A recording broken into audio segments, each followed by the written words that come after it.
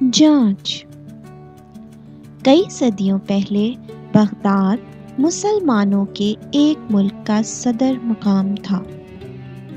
مسلمانوں کے ہاں پڑھنے لکھنے پر بڑا زور ہوا کرتا تھا، اور جو لوگ پڑھے لکھے ہوتے تھے ان کی بہت عزت کی جاتی تھی۔ ایسے لوگ عالم کہلاتے تھے۔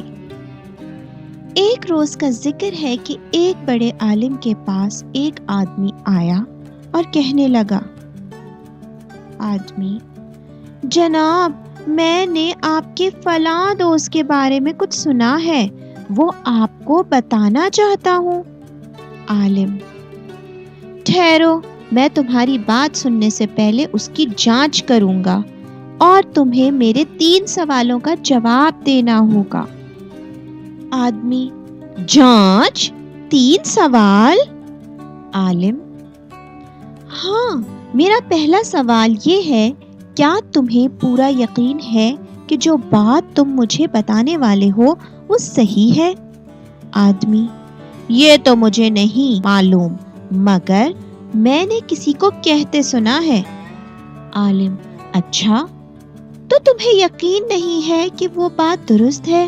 لو، اب میرا دوسرا سوال سنو، جو بات تم میرے دوست کے بارے میں مجھے بتانے والے ہو، کیا وہ کوئی اچھی بات ہے؟ آدمی: نہیں، اچھی تو نہیں ہے، بلکہ بہت بری ہے۔ عالم: درست نہیں ہے اور اچھی بھی نہیں ہے۔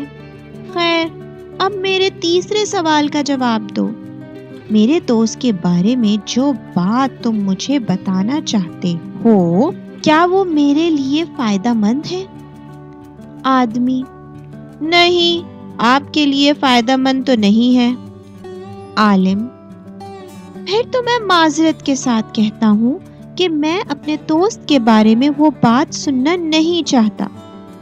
میں کسی کے بارے میں بری بات کیوں سنوں جبکہ وہ صحیح نہیں ہے اور نہ میرے لیے مفید ہے؟ بری بات سن کر تو انسان دوسرے کو برا سمجھنے لگتا ہے۔ یہ ناانصافی ہے۔ اس کے علاوہ یہ کہ میں خدا کی مخلوق سے محبت کرتا ہوں، نفرت کرنے کی عادت کیوں ڈالوں؟ آدمی اپنا سا منہ لے کے رہ گیا اور واپس چلا گیا۔ بچوں، اس کہانی سے ہمیں یہ سبق حاصل ہوا، ہمیں کسی کی بھی بات کبھی بھی آگے کسی سے نہیں کہنی چاہیے، اور چاہے اس بات کی تصدیق ہی کیوں نہ ہو جائے، ہمیں کسی کے بارے میں کوئی برائی نہیں پھیلانی چاہیے۔